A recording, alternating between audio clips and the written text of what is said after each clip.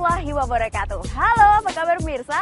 Senang sekali pada perjumpaan kita kali ini, saya Nurul Naila dapat kembali menemani Anda dalam acara meraih akses menggapai dunia. Dan seperti biasa, selama 30 menit ke depan akan menemani waktu santai Anda untuk menyaksikan pemanfaatan dari program KPU Yuso bidang telekomunikasi dan informatika yang ada di seluruh pelosok tanah air. Dan senang sekali pemirsa, pada kesempatan kali ini saya bisa berada di Provinsi Sulawesi Tenggara, tepatnya di Kota Kendari. Dan sekarang saya berdiri di depan Tugu Persatuan Kendari yang merupakan jantung dari Kota Kendari itu sendiri. Nah pemirsa, seperti apa sih seluk-beluk dari Kota Kendari? Wah, saya juga semakin penasaran, jadi kita telusuri yuk. Kota Kendari merupakan ibu kota dari Sulawesi Tenggara yang diresmikan sebagai kota madya tanggal 27 September 1995.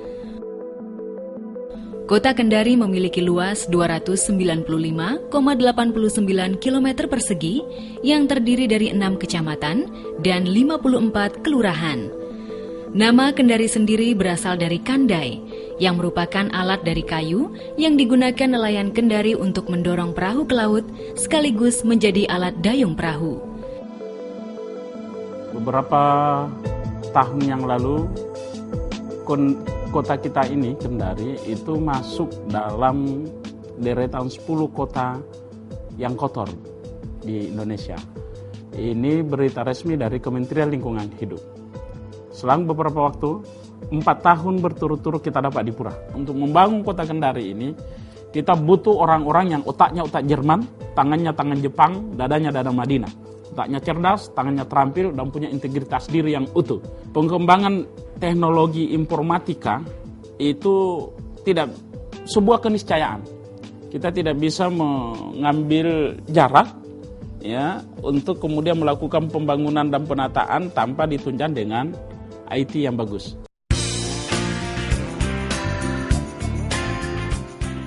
Kota Kendari kaya akan sumber daya alamnya. Maka itu perlu dipersiapkan sarana dan prasarana yang menunjang bagi perkembangan Kota Kendari. Salah satu sarana dan prasarana itu adalah akses terhadap teknologi informasi dan komunikasi, di mana perannya sangat penting bagi sarana penunjang di bidang pendidikan, kesehatan, ekonomi, telekomunikasi, dan hampir semua bidang yang lain. Maka itu program KPU Yuso yang diluncurkan pemerintah melalui Kemkominfo dan diselenggarakan oleh BP3TI hadir di Provinsi Sulawesi Tenggara. Alhamdulillah masyarakat Sulawesi Tenggara tentunya telah mengenal yang namanya teknologi informasi. Selain mahasiswa dan pelajar, saya kira termasuk di dalamnya dunia usaha dalam mengakses produk-produk atau memperkenalkan produk-produk mereka, mereka tinggal mengakses ke sarana teknologi informasi seperti internet. Di bidang pemerintahan dalam yang tadinya hanya melalui fax email misalnya, sekarang ya dengan adanya teknologi informasi yang lebih maju lagi, informasi hari ini bisa kita terima juga hari ini. Dan kini di Provinsi Sulawesi Tenggara telah hadir program Desa Dering di 928 desa, program Desa Pinter di 3 desa, pusat layanan internet kecamatan sebanyak 130 unit, dan mobil plik sebanyak 60 unit.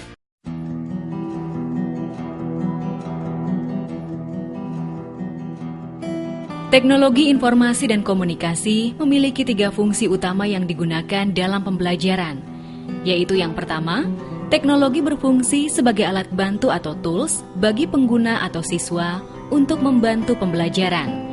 Yang kedua, teknologi berfungsi sebagai ilmu pengetahuan atau sains.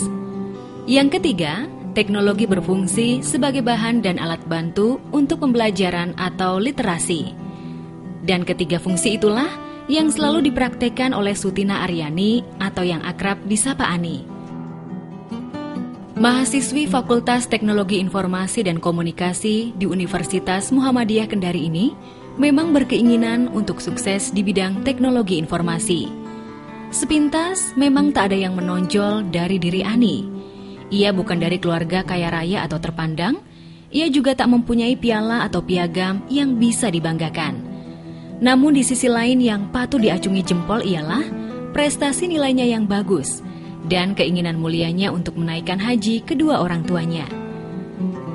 Berkat prestasi nilainya itulah, kini Ani yang telah menginjak semester 5 ini menjadi salah satu dari 10 mahasiswa dan mahasiswi yang terpilih menjadi operator dari Emplik yang berada di Universitas Muhammadiyah Kendari. Gadis kelahiran 22 tahun yang lalu ini, kesehariannya jauh dari mewah, dengan tinggal di rumah kos karena jauh dari rumah. Ani berharap suatu saat akan berhasil menjadi manusia yang menguasai teknologi informasi.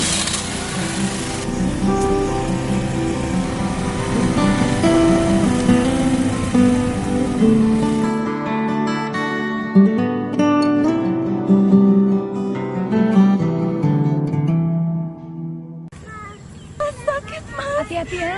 Iya, Bu. Bu? Bu, saya panggil bidan dulu ya. Iya, hati-hati.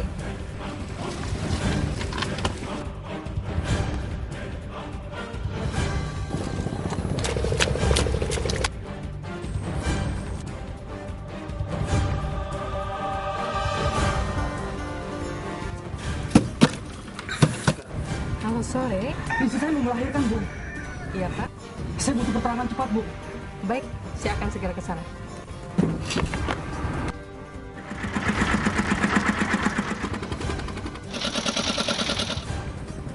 Jangan biarkan yang terpencil kian terkucil. Mari dukung program KKPU Yuso. Sejahterakan Indonesia melalui kemudahan akses telekomunikasi dan informatika.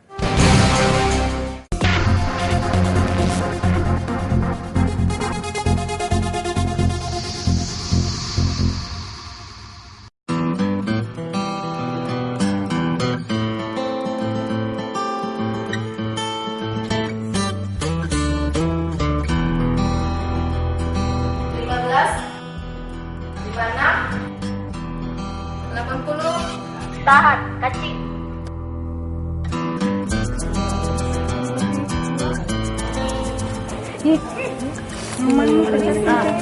Iya.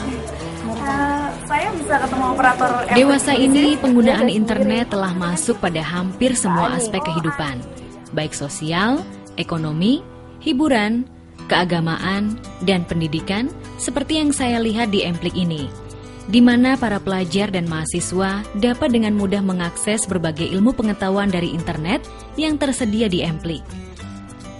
Lagi pada ngapain nih, cari tugas ya? Hah? Oh, online apa? Lagi cari tugas. Oh, gitu. Nah, kalau Kani sendiri sudah berapa lama menjadi operator Emplik di sini? Baru sekitar 2 minggu. Ceritanya gimana sih bisa mendapatkan tugas untuk menjadi operator Emplik? Yang mengajak itu dosen sendiri, dosen kampus ini sendiri yang menangani Emplik ini. Kenapa sih tertarik untuk menjadi operator Emplik? Yang membuat saya tertarik menjadi operator Emplik ini, selain saya bisa mengetahui adanya Emplik ini, bisa mengajarkan sama teman-teman yang lain juga dengan adanya Emplik ini, terus ke masyarakat juga, gitu. Bisa mengajarkan tentang adanya ICT ini. Dan Emplik yang berada di Universitas Muhammadiyah ini terdiri dari 2 unit, di mana yang satu unit berkeliling dan beroperasi di daerah-daerah terpencil di Kota Kendari.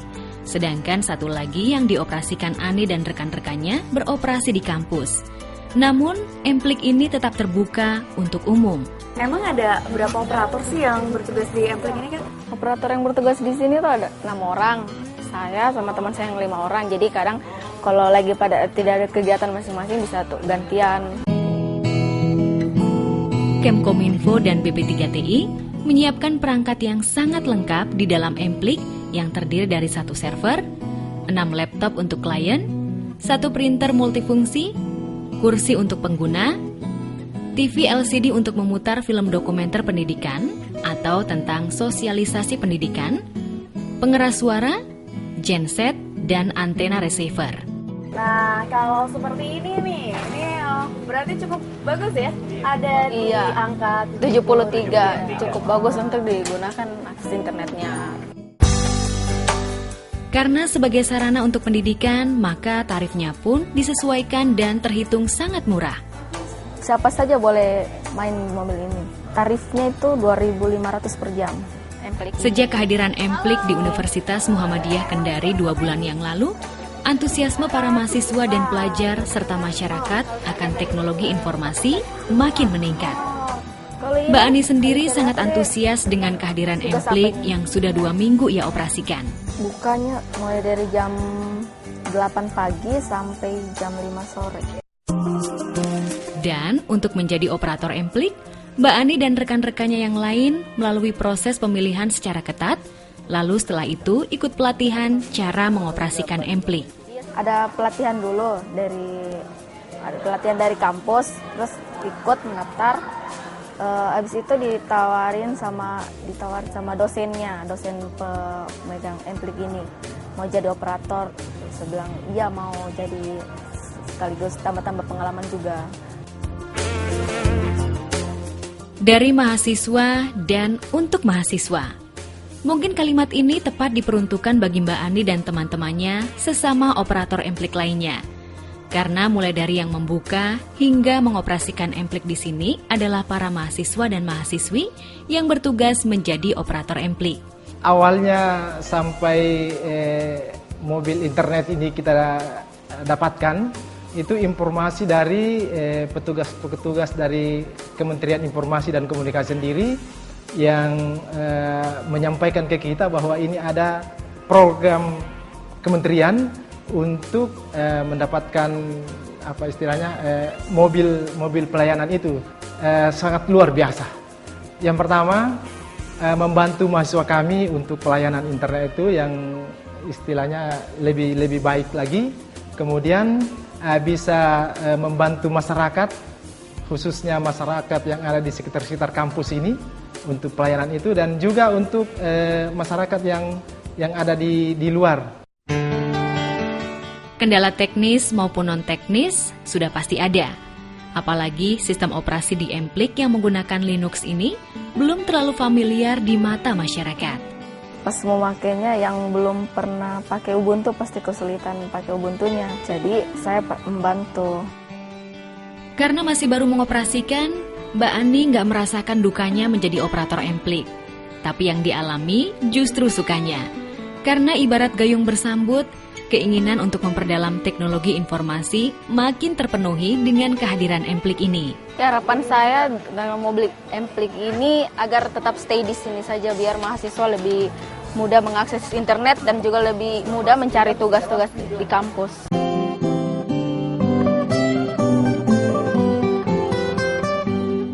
Emplik yang merupakan salah satu produk dari program KPU Yuso bidang telekomunikasi dan informatika yang diluncurkan pemerintah melalui Kemkominfo dan diselenggarakan oleh BP3TI ini menaruh harapan besar agar masyarakat memanfaatkan dengan sebaik mungkin. Kisah Kak Ani tadi patut untuk dijadikan contoh bahwa sebagai seorang operator Emplik dan juga mahasiswa yang menekuni bidang teknologi informasi dan juga komunikasi, ia juga turut mempergunakan kemampuannya tersebut untuk membantu pelajar, mahasiswa dan juga masyarakat yang membutuhkan akses terhadap teknologi informasi dan juga komunikasi.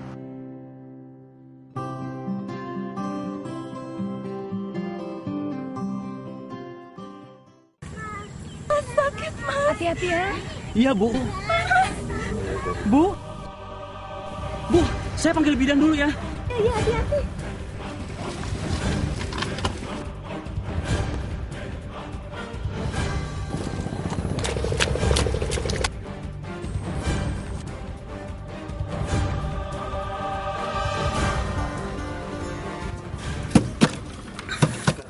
Halo, sore. Istri saya mau melahirkan, Bu.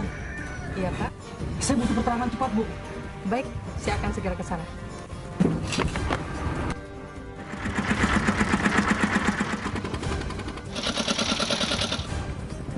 Jangan biarkan yang terpencil kian terkucil. Mari dukung program KKPU Yuso. Sejahterakan Indonesia melalui kemudahan akses telekomunikasi dan informatika.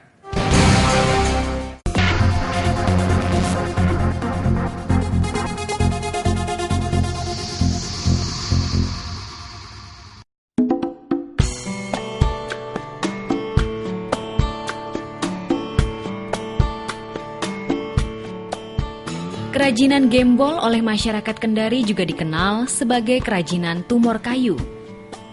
Hal ini karena bahan dasar untuk kerajinan tersebut diambil dari akar kayu yang menyerupai benjolan tumor atau penyakit pada manusia. Dan kerajinan ukiran yang berkembang di kota Kendari pertama kali diperkenalkan oleh tentara Jepang ketika menguasai Provinsi Sulawesi Tenggara. Mereka terinspirasi untuk mengolah kayu menjadi berbagai bentuk kerajinan setelah tahu kayu di provinsi ini cukup banyak cadangannya serta bervariasi jenisnya. Hingga kini masyarakat Kendari masih memproduksi kerajinan gembol ini. Namun beberapa tahun belakangan ini, kerajinan ini telah berkembang menjadi berbagai kerajinan ukiran.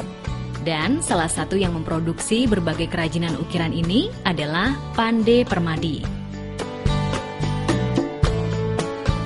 Lulusan STMI Kota Malang ini telah mewarisi keahlian membuat ukiran dari ayahnya, I Gede Tanda, yang memang seorang seniman ukiran dari Pulau Bali. Melalui galeri milik ayahnya ini, pria 30 tahun yang kini dikaruniai 2 orang anak ini membuat berbagai bentuk ukiran, mulai dari meja dan kursi, hingga mebel dengan ukiran taman laut dan naga, serta ukiran dari akar kayu yang disebut kerajinan gembol.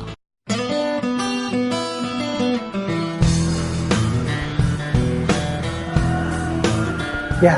Mas, maaf mengganggu waktunya sebentar. Ya. Saya Nurul Naila dari program Meraih Akses Menggapai Dunia Metro TV. Ya. Dengan Mas siapa? Pande. Oh, Mas Pande. Wah, tadi saya dari luar. Setelah menjelaskan maksud Ya. kedatangan saya, Mas Pande pun mulai menjelaskan tentang kerajinan ukiran yang beliau produksi. Ini memang ada berapa model ukiran yang dijual di sini? Untuk model ukiran, kami ada 2, taman laut sama naga. Yang menjadi produk utama itu adalah naga.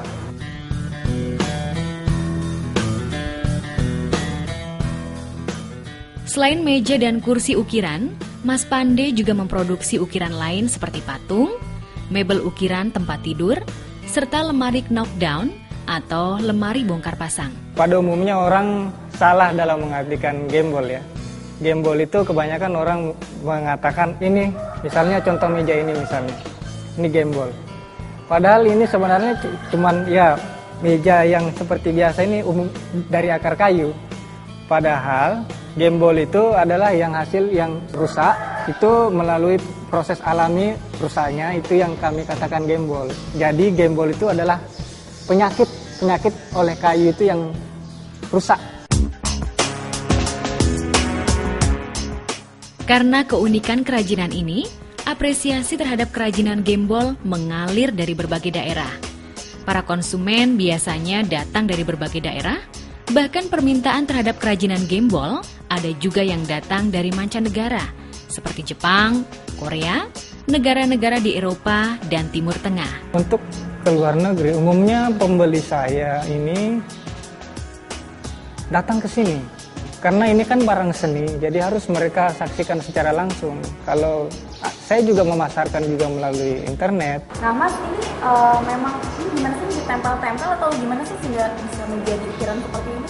Ini nggak ada tempelan sama sekali Mbak, ini murni dipahat. Oh, makanya Dipahat. Prosesnya cukup bukan lama, waktu, iya. ya? Dan usaha yang dirintis sejak tahun 2000 oleh ayahnya Mas Pande ini telah memperoleh berbagai penghargaan. Salah satunya penghargaan para makarya dari Presiden Republik Indonesia. Keunikan kerajinan ini terletak pada bahan dasarnya. Biasanya bahan-bahan tersebut dipilih dan diambil dari akar kayu yang berkualitas tinggi, sehingga akan menghasilkan karya yang berkualitas tinggi pula.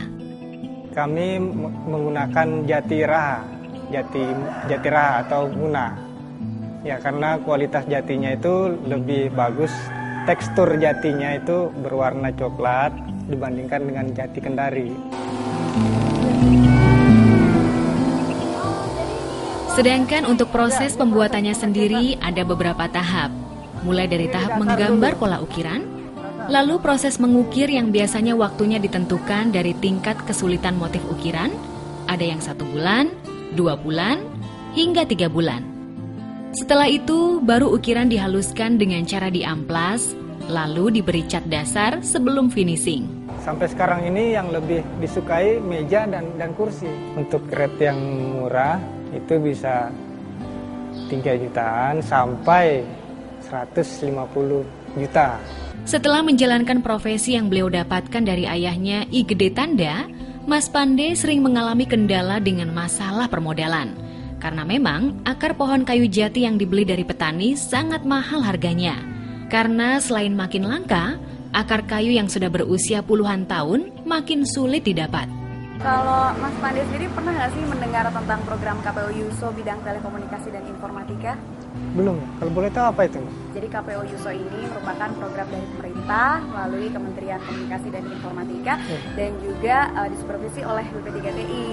Ya, jadi tujuannya itu adalah untuk membantu masyarakat yang berada di daerah pedalaman atau wilayah terpencil agar mereka tidak lagi sulit dalam mengakses teknologi informasi dan juga komunikasi. Salah satunya adalah internet. Nah, kalau mobil M-Plek sendiri Mas Pande sudah pernah lihat? Saya sendiri belum. Belum juga. Dan, mengenai masalah pemasaran dan pengembangan model produk kerajinan ukiran, saya menyarankan agar Mas Pande memanfaatkan internet. Apalagi kini sudah ada M-Plek yang beroperasi di Kota Kendari. Melalui M-Plek yang merupakan salah satu produk dari program KPU Yuso bidang telekomunikasi dan informatika yang diluncurkan pemerintah melalui Kemkominfo dan diselenggarakan oleh BP3TI ini, nantinya Mas Pande bisa memanfaatkan teknologi informasi dan teknologi komunikasi sebagai media untuk mendukung kesuksesan usaha kerajinan ukiran gembolnya. Dengan memanfaatkan internet ini, saya mengharap lebih dikenal lagi oleh dunia karena pemesanan barang cukup lancar dan lebih dikenal lagi oleh masyarakat. Saya yakin dengan bekal ilmu yang didapat dari bangku kuliah serta dari kedua orang tuanya, Bapak I Gede Tanda dan Ibu Sunani, kelak Mas Pande akan menuai kesuksesan melebihi kesuksesan yang didapat oleh ayahnya.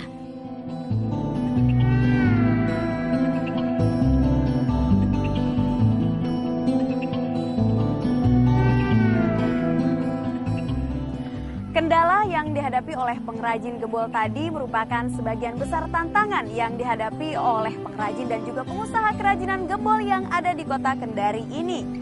Untuk itu sangat diperlukan kemampuan yang memadai, tak hanya membuat dan juga mengandalkan kemampuan secara manual, tetapi juga dibutuhkan teknologi informasi dan juga komunikasi sebagai sarana untuk mendukung kesuksesan. Dan tentunya untuk mencapai semua itu tidaklah mudah, namun Anda harus ingat, where there is a will, there is a way. Di mana ada kemauan, disitulah akan ada jalan. Nah pemirsa, sampai di sini dulu perjumpaan kita. Akhir kata, saya beserta kru yang bertugas mohon pamit undur diri dari hadapan Anda. Sampai ketemu lagi minggu depan dalam acara Meraih Akses Menggapai Dunia selanjutnya dengan tayangan dan kisah inspirasi menarik lainnya hanya di Metro TV. Dan dengan hadirnya program KPU Yuso bidang telekomunikasi dan informatika ini, yang terpencil kini tak lagi terkucil. Sampai jumpa dan salam era digital.